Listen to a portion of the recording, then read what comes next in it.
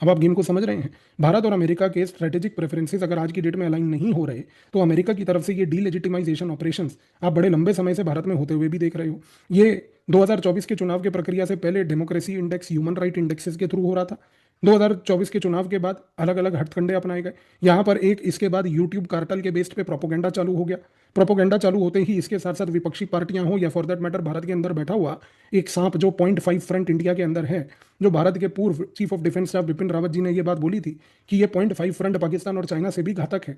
ये आज उनको एक्टिवेट करके पहली बात उनका प्रयोग डिलेजिटिमाइजेशन के लिए कर रहे हैं। तो अमेरिका का यहाँ पर गेम प्लान बड़ा क्लियर है कि उनको बेसिकली इस मोमेंट पर एक मैनेजेबल भारत चाहिए, एक डोमिनेंट भारत नहीं चाहिए। तो इंटरनली एक यूट्यूब कार्टल के थ्रू प्रोपोगेंडा करो, इंटरनली एक 0.5 फ्रंट को एक्टिवेट करके प्रोपोगेंडा करो, इससे लोगों के मन को प्रभावित करके एक नैरेटिव वॉर छेड़ दो। एक्सटर्नली अगर आप देखो तो भारत के सामने इस मोमेंट पर अमेरिका ने जिस प्रकार से खास करके बांग्लादेश को एक टेरिटरी बनाकर वोलेटाइल ऑपरेशंस करने की परिस्थिति बना रखी है, पाकिस्तान का वो समर्थन कर रहा है क्रिप्टो एंगल को लेके, जिस तरीके से अमेरिका इस मोमेंट पर भारत के अंदर एक्सटर्नल लेवल से प्रेशर पाकिस्तान और बांग्लादेश के थ्रू डाल रहा है, इंटरनली जो है वो अलग अलग तरीकों से प्रेशर डाल रहा है।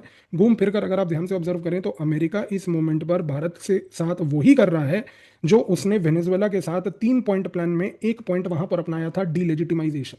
तो भारत को इस मोमेंट पर सतर्क रहना है, क्योंकि भारत को यह बात समझ आनी चाहिए कि अमेरिका हमेशा ये कोशिश करेगा पूरे विश्व में कोई भी राष्ट्रपति हो, आज ट्रंप है कल वो सूरमेबाज आ जाएगा, उनका वो जो उपराष्ट्रपति है जेडी वेंस गुप्ता, कल को वो जब आ जाएगा तो उसकी हरकतें भी कुछ ऐसी ही रहेंगी। क्योंकि आप एक चीज को समझिए, ये अमेरिका का स्ट्रेटेजिक थिंकिंग है कि अगर हमारे स्ट्रेटेजिक प्रायोरिटीज और प्रेफरेंसेस के साथ आप अलाइन नहीं करते तो हम पूरी कोशिश करेंगे कि या तो आपको सैंक्शन आउट करें, या आपके ऊपर फोर्स का प्रयोग करें, और या आपको डीलेजिटिमाइज करें। क्योंकि सैंक्शन और फोर्स भारत के ऊपर अपना नहीं सकते, तो एक ही ऑप्शन बचता है डीलेजिटिमाइजेशन का।